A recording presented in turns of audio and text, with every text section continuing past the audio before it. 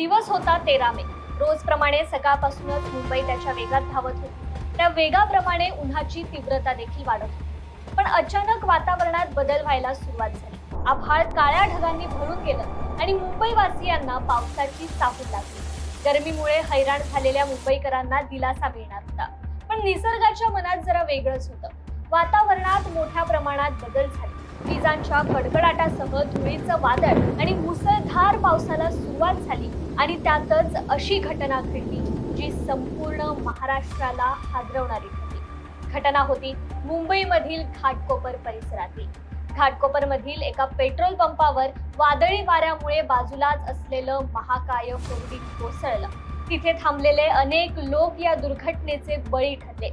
या लोकांचा बळी घेणारे हे होर्डिंग अनधिकृत असून या होर्डिंगच्या कंपनीचा मालक भावेश भिडे लोकांच्या मृत्यूचा जबाबदार ठरला आणि त्याच्यावर मनुष्यवधाचा गुन्हा दाखल झाला.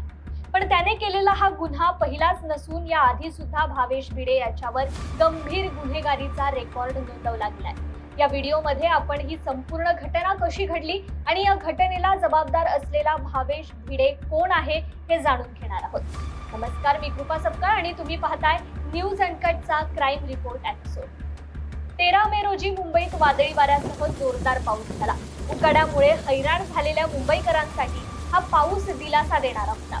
मुंबईतील तापलेले रस्ते पावसाने ओले होऊन गार पडत होते.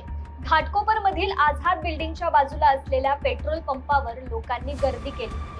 अचानक पाऊस आल्याने काही लोकांनी पेट्रोल पंपाच्या शेडचा आसरा घेतला, तर नेहमीप्रमाणे काही लोक आपल्या गाडीत डिझेल पेट्रोल भरून घेत होते. परंतु इतरांना दिलासा देणारा हा पाऊस त्या पेट्रोल पंपाच्या आडोशाला थांबलेल्या लोकांसाठी मात्र मृत्यूदंड ठरला. पेट्रोल पंपाच्या बाजूला असलेले महाकाय होर्डिंग वादळी वाऱ्याने त्या पेट्रोल पंपावर कोसळलं आणि एका क्षणात तिथे थांबलेल्या लोकांच्या आयुष्याचा प्रश्न निर्माण झाला. त्यावेळी या पेट्रोल पंपावर जवळजवळ 150 दुचाकी व चारचाकी होत्या. लगेचच त्या घटनास्थळी बचाव कार्य सुरू करण्यात आलं. पण हे बचाव कार्य सुद्धा चॅलेंजिंग होतं, कारण पेट्रोल पंपावर पडलेलं हे होर्डिंग तब्बल 17,040 स्क्वेअर फूट इतकं होतं.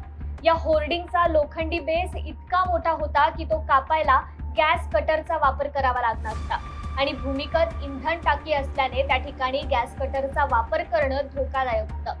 जाहिरात फलक पडल्यानंतर जवळच असलेल्या पेट्रोल पंप चालकांनीही पळ काढला होता. त्यामुळे या पेट्रोल पंपावर नक्की किती पेट्रोल आहे, भूमिगत टाकीत पेट्रोल आहे का याची माहिती तेव्हा मिळू शकली नाही आणि त्यामुळे पालिका प्रशासनाने BPCLच्या मुख्य वितरकाला बोलावून याची माहिती दिली. त्यानंतर भूमिगत टाकीतील पेट्रोल निकामी करण्यात आलं आणि त्यानंतर तिथे गॅस कटरचा वापर करून बचाव कार्याला सुरुवात करण्यात आली. Limca book of world record मध्ये सर्वात मोठ्या होर्डिंगची नोंद असलेले तब्बल 250 टन वजनाच्या या होर्डिंग खाली अनेक जण त्यांच्या आयुष्याच्या शेवटच्या घटका मोजत होते. 17 लोक या दुर्घटनेत मृत झाले. 60हून अधिक लोकांवर रुग्णालयात उपचार सुरू आहेत. एकूण 88 जणांना छोटी मोठी दुखापत झालीये आणि 74 पेक्षा अधिक लोकांना या दुर्घटनेतून सुखरूप बाहेर काढण्यात आलंय. पण या सर्वांच्या जीवाशी खेळ करणारा होर्डिंगचा मालक भावेश भिडे याच्याबद्दल अनेक गोष्टी समोर आल्या. झालेल्या अपघाताला अनेक फाटे देखील फुटले. या घटनेनंतर भावेश भिडेचा उद्धव बाळासाहेब ठाकरे पक्षाचे प्रमुख उद्धव ठाकरे यांच्यासोबतचा एक फोटो भाजपकडून पोस्ट करण्यात आला. त्यामुळे या घटनेचं राजकीय कनेक्शन असल्याचा दावा अनेक लोक करतात. तर हे होर्डिंग आशियामधील सगळ्यात मोठं होर्डिंग असल्याचा दावा ही कंपनी करते. मग शासनाने जे नियम आखून दिलेत त्याचं पालन होतं की नाही हे बघणं देखील शासनाचं काम नाहीये का, असा प्रश्न सामान्य नागरिक उपस्थित करतायत. हे महाकाय होर्डिंग EGO मीडिया या कंपनीचं असून एप्रिल 2022 मध्ये घाटकोपर मध्ये हे होर्डिंग लावलं गेलं होतं. तेव्हा भाजपचे माजी खासदार किरीट सोमय्या यांनी ते बेकायदेशीर असल्याची तक्रार देखील केली होती. सरकारी जागेवर परवानगी न घेता हे होर्डिंग लावल्याची तक्रार BMC कडे करण्यात आली होती. तेव्हा कारवाई करत कंपनीला दंड ठोठावला गेला होता. तसेच होर्डिंग्स काढण्याच्या सूचना सुद्धा दिल्या गेल्या. मात्र भावेशने आदेशाचं उल्लंघन केलं. होर्डिंग काढलेच नाहीत आणि मुसळधार पाऊस आणि सोसाट्याचा वारा असताना देखील हे होर्डिंग पेट्रोल पंपाच्या वर लावण्यात आलं. दरम्यान या संपूर्ण घटनेला जबाबदार असलेला भावेश भिडे याच्यावर मनुष्यवधाचा गुन्हा दाखल करण्यात आलाय. पण हा आरोपी मात्र दुर्घटनेच्या दुसऱ्याच दिवशी त्याच्या कुटुंबासहित फरार झाला होता. परंतु तो जास्त दिवस पोलिसांना चकमा देऊ शकला नाही. मुंबई पोलिसांच्या गुन्हे शाखेने राजस्थानातील उदयपूर येथून भावेश भिडेला दुर्घटनेच्या 5व्या दिवशी म्हणजे 17 तारखेला अटक केली. तो सतत लोकेशन बदलत असल्याने त्याच्यापर्यंत पोहोचण्यास पोलिसांना अडचणी येत होत्या. अखेरीस भावेशला राजस्थानमध्ये एका रिसॉर्टवरून 17 तारखेला अटक करण्यात यश आलं.